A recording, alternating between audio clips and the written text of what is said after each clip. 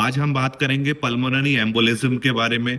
Body में कहीं पर भी ब्लड वेसल्स के अंदर कोई क्लॉट बनता है और वो ट्रैवल होकर लंग्स की आर्टरी पे जाके स्टक हो जाता है, मतलब फंस जाता है, और जिसकी वजह से जो आगे की ब्लड सप्लाई है उसमें ऑब्स्ट्रक्शन पैदा हो जाता है या रुकावट आ जाती है, जिसकी वजह से ब्लड आगे नहीं जा पाता। इसी कारण से और जो लंग्स का आगे का हिस्सा है वो डैमेज होना शुरू हो जाता है। इसी को पल्मोनरी एम्बोलिज्म बोलते हैं। जो क्लॉट्स होता है इसके कई टाइप्स होते हैं। अगर ब्लड का क्लॉट है तो इसको थ्रम्बस बोलेंगे, और ये लंग्स की आर्टरी में जाकर अगर स्टक हो जाता है तो इसको पल्मोनरी थ्रम्बो एम्बोलिज्म बोलेंगे।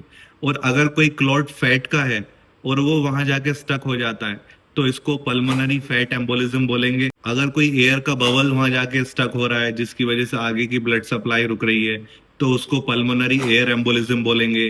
अगर कोई ट्यूमर का पार्ट है और वो वहां जाके स्टक हो जाता है तो उसको पल्मोनरी ट्यूमर एम्बोलिज्म बोलेंगे। तो ये क्लॉट के कई टाइप होते हैं।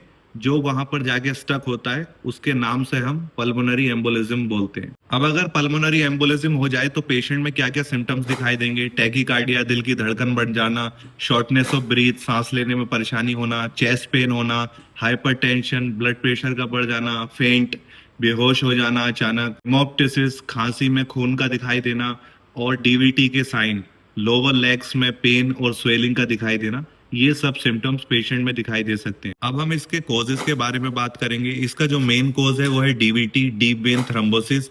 जो लेग्स की डीप वेन होती है वहां से क्लॉट निकलकर लंग्स की आर्टरी में जाके स्टक हो जाता है, और कोई एयर बबल वहां जाके स्टक हो जाए या फैट का कोई क्लॉट वहां जाके स्टक हो जाए। अगर पेशेंट पैरालाइज है और मसल मूवमेंट कम है तो उसमें इसका रिस्क ज्यादा रहता है। कोई क्रॉनिक इलनेस है पेशेंट को या पहले हिस्ट्री रह चुकी है ब्लड क्लॉट की, तो ये सारे पेशेंट के कॉजेज हो सकते हैं। अब हम इसमें इन्वेस्टिगेशन की बात करते हैं तो इसमें सीटी चेस्ट किया जाता है, सीटी पल्मोनरी एंजियोग्राफी की जाती है, कार्डियक मार्कर किए जाते हैं, कलर डॉपलर किया जाता है, D dimer, PT INR, routine blood test, ECG, echo, इस तरह की इन्वेस्टिगेशन इसमें की जाती है। अब हम इसमें ट्रीटमेंट की बात करते हैं तो इसमें पेशेंट को आईसीयू सपोर्ट की जरूरत होती है। अगर पेशेंट को सांस लेने में परेशानी है तो उसको O2 सपोर्ट दिया जाता है।